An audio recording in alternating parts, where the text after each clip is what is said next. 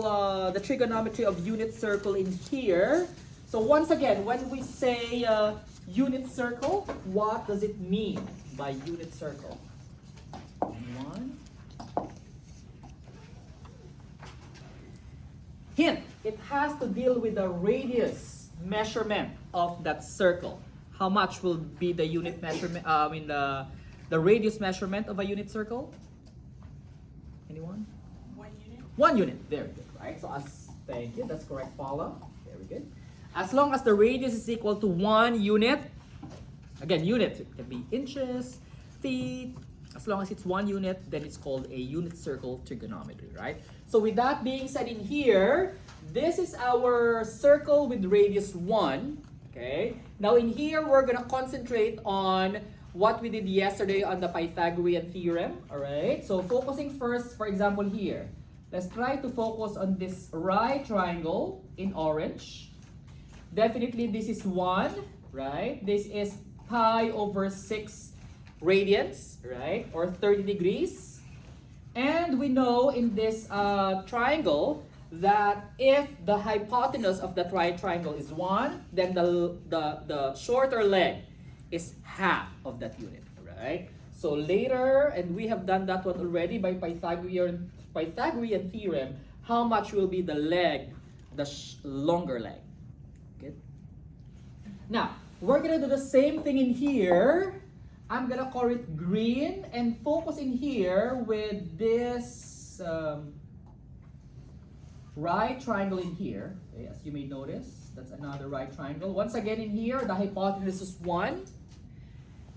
Now in here, this is pi over 4 radians or 45 degrees, right? And this kind of right triangle is what we call, starting with letter I, isosceles right triangle, right? So if that is 1, what do you think will be the 2 legs? And again, by Pythagorean theorem, we have done that one already yesterday, right? And the last one in here is, I'm gonna color it the blue, right? Where is that one? So this one in here, I'm gonna make a right triangle out of it. And as you may notice, one of the legs of those 3 right triangles is basically the a part of the x-axis, okay? So that one in here, this is pi over 3 radians or 60 degrees, okay? Similar in here, if this is 1 unit for the hypotenuse, the shorter leg in here will be 1/2. Okay, yeah. So based from that one and our Pythagorean theorem in here, well actually, let me just write it in here. The Pythagorean theorem, let me just choose a different color, okay? Purple. Okay.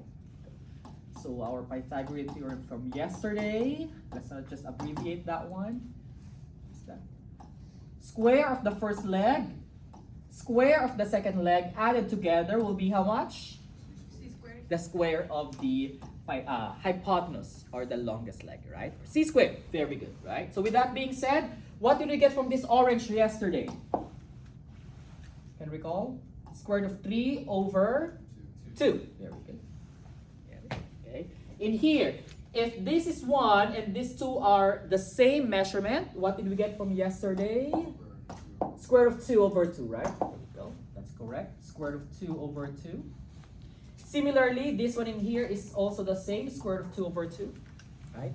And since these triangles are basically just congruent right triangles, which means by corresponding parts of 2 congruent triangles being congruent as well, which means that this is 1, that's 1, this is 1/2, that's another 1/2, and that means this longer leg in here should also be equal to how much?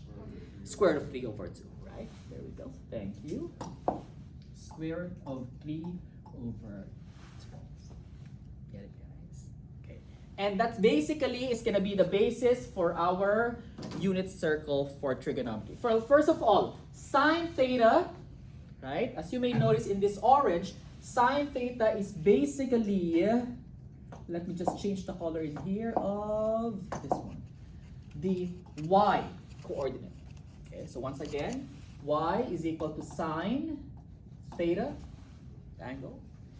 And cosine theta is basically the x coordinate of our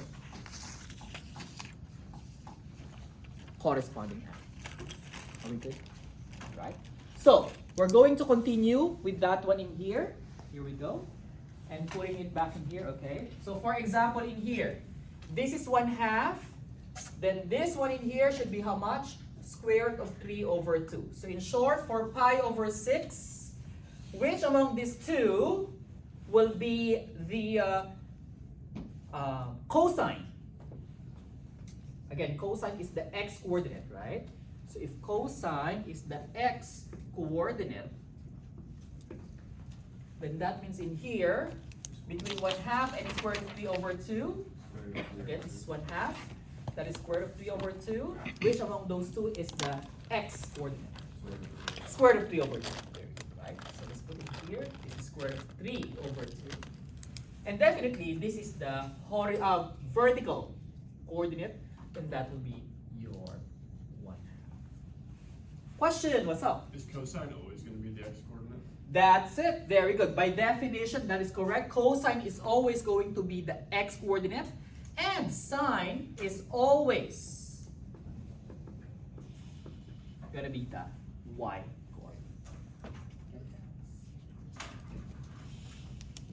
With that being said, from here, for example, so 1/2 in here is the what? The sine, right, of the angle. And square root of 3 over 2 in here is the cosine of the angle, right? Bless you. By the Pythagorean theorem, then that means what? The first leg, which is sine theta, right? The second leg, which is the cosine theta, right? What you're going to do with those two legs by Pythagorean theorem?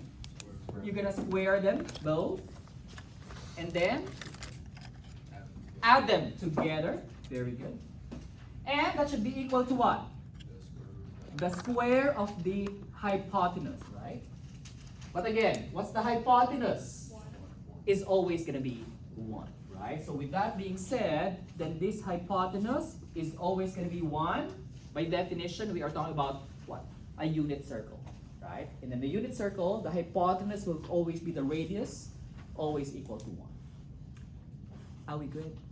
Right? So going back in here, both are positives, right? Because in quadrant 1, the x and the y are both positive. Okay? Now going back in here, quadrant 2. So in quadrant 2, which one is positive and which one is negative between x and y? X is negative and y is positive, right? That is correct. And Paula said x is the what? Cosine, right? And y is the sine. There, right? Oops.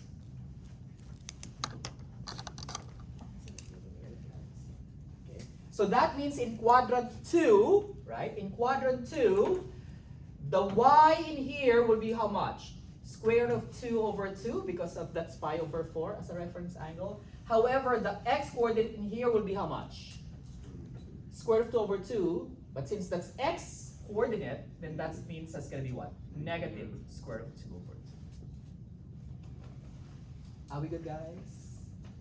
So again, since this pi over 4 turned out to be in quadrant 2, that means its cosine is negative, its sine is positive, right? But again, the magnitude or the values are just the same, but the signs will change, plus or minus, depending on what quadrant they are.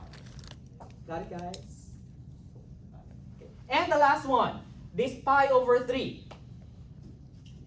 In quadrant 3, what are the signs of x and y? Are they plus minus, or minus plus, or something else? Minus, minus. Both are minuses. Very good. Okay. So that's correct. Cosine and sine are both x and y. So that means the values in here, you see that 1/2? That's the x-axis or x-coordinate. That's negative 1/2. And this in here is the what? Square root of 3 over 2, right? And that's also negative square root of 3 over 2. Get, guys? Okay. Last one. As you may notice, these thetas in here are always what?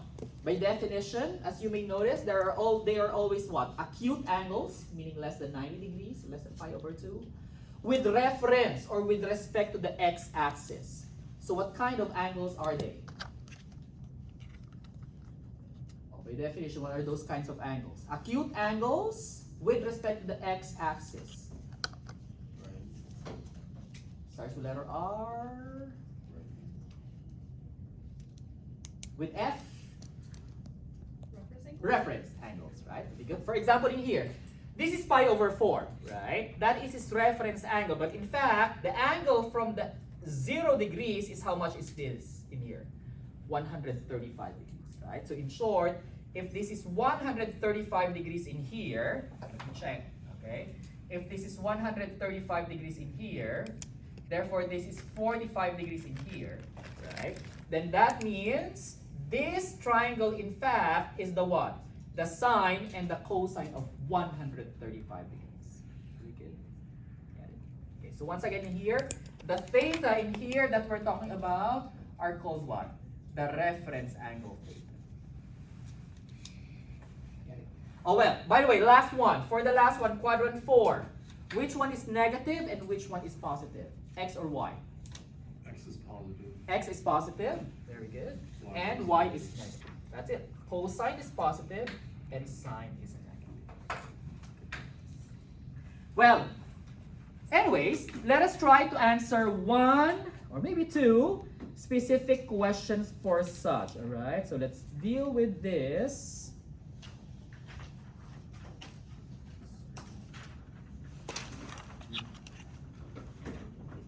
Okay, so here it is.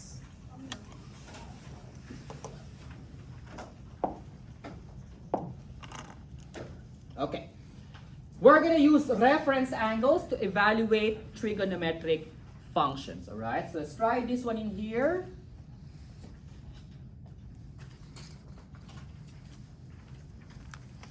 Let me just close this first. Okay.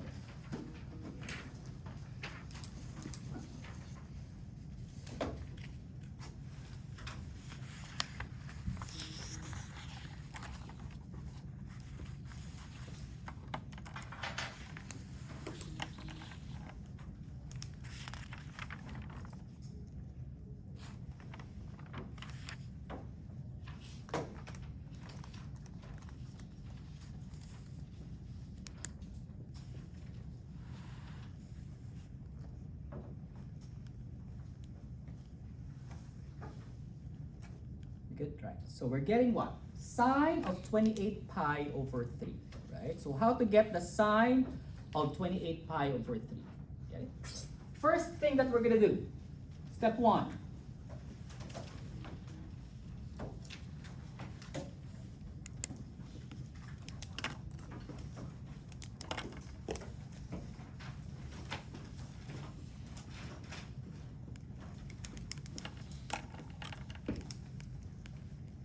So let's read that one in there.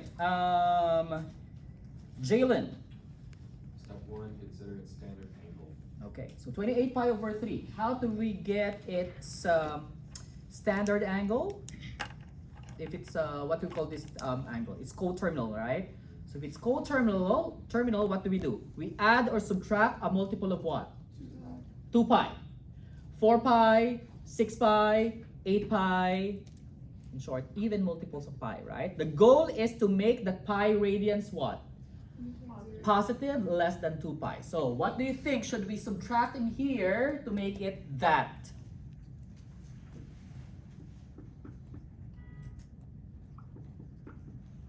What do you think, guys? Well, let's try, right? Okay, let's put it on a calculator and see how we're gonna do this one. Let's see here. Okay. So again, even multiples of pi, right? Let's put it on a calculator. And what is that again? We just focus on the number itself, 28 thirds, right? Minus 2. Okay. Minus 4. Okay. Minus 6. Still more than 2, right? You want it positive, less than 2, right? What's after 6? 8, right? Oh, there we go, right? click on the fraction. Oh, okay. So that's it, right? When you subtract it by 8 pi, here we go. Let me just use a different color, right? When I subtract it by 8 pi, it's gonna give me what? Sine of, how much is this? 4 pi over 3. So that's what? 4/3 pi. Okay. Step number 2. So this is a step number 2.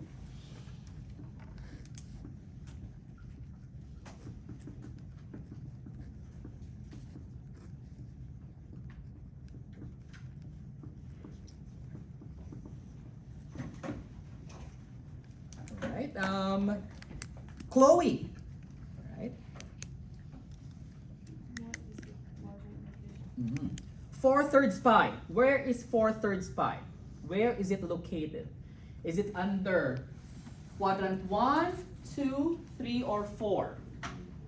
3. Very good, right? So this is quadrant 3, right? So put in here quadrant 3. And with that being said, we're gonna get its what? Get its reference angle, right?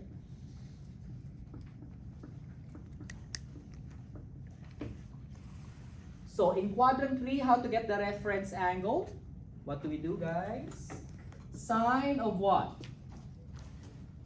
Should we just copy it, subtract it to pi, subtract it from pi, or subtract it from 2 pi? Quadrant 3. Subtract to pi, right? There we go. So 4/3 pi minus pi. Yeah, theta minus pi, right? Is it theta minus pi, right? So the angle, given angle, minus pi. There we go, right? So what's that gonna be? What's 4/3? As you may notice as well, actually on our calculator, I'm not including the pi on the computation, right? But still copying it in here, right? So what did we get? Click it. Pi over 3. Get it, guys? So I'm going to put in here, its reference angle now is what? Sine pi over 3. Now with that being said, well, let's get now its value, right? Step 4, what will be its value? Well, going back in here, where is that pi over 3 again? See that pi over 3, guys? Okay. Now, what is the, is it sine or cosine? Sine, right? What is the sine of pi over 3? Square root of 3 over 2, right? So just the value itself. So I'm gonna put in here something like this, right? Absolute value, right? Don't consider the sign yet, just get its value, right? What's that gonna be? Square root of 3 over 2. Alright. And then step 5, bless you, is to get its sign. Alright. So in short, is it positive or negative? Again, quadrant 3, sine, right? Well, we said a while ago, sine in quadrant 3 is negative, right? In fact, in quadrant 3, both sine and cosine are negative, right? Once again, just to make sure, x is your cosine and y always is your sine, right? So with that being said, we're gonna put in here negative square root of 3 over 2. Are we good? Right? Now, last one, step number 6. Well, verify if the answer is correct, right? Actually, we can use our calculator to verify that. Ready, guys? Okay, let's put it in here. What's the value again? Sine, I'm just gonna put in here sine, parenthesis, what's the value in here? 28 pi over 3. Get it? Okay. Make sure that if you click on the graph settings on the right, it is not in degrees. As you may notice, it's not in degrees. It should be in radians. Are we good? Right? Now, how do we actually make sure that that value, in fact, is negative square root of 3 over 2? Well, I'm going to put it in here, right? What's negative? SQRT, right? 3, right? And then outside that, divided by 2, right? Did we notice that they're both the same answers? Yes, it is. Are we good, guys? Right? In fact, to actually visualize where this angle is, let's go in here, click on the polar coordinates, right? There we go. That's the polar coordinates. And let's see the angle in here. So where's that angle, by the way? Okay, let's see. 28 pi over 3, its standard form is where? 4/3 pi. So where's that 4/3 pi? Third quadrant. Is it 4/3 pi? There we go. So this is the angle. I don't think, there we go. It's orange, okay, it's good. You see that 4 pi over 3? I'm gonna make a ray from there, actually a segment from there. Draw a right triangle out of it. So just make sure it's a right triangle. Yeah, there we go. Get it, guys? Okay, so this is the 4 pi over 3. Where's the reference angle? This is the reference angle, right? And how much is that reference angle again? Pi over 3, right? So this is the pi over 3. Right? Okay. Reference angle. And as you may notice in there, the sign is always going to be the what? The y-axis, right? So you see this, let me color it blue, right? So from here to here, this is the sign value because that's the vertical coordinate, right? And how much is that? Square root of 3 over 2. And since that is the y-axis, that's negative, right? Once again, in quadrant 3, that's negative, negative, both for cosine, that's the x coordinate, and sine, that's the y coordinate. So just to give you a visualization of what right triangle we're talking about in here, and how we got the value from that. Are we good? Right. Thank you. Questions?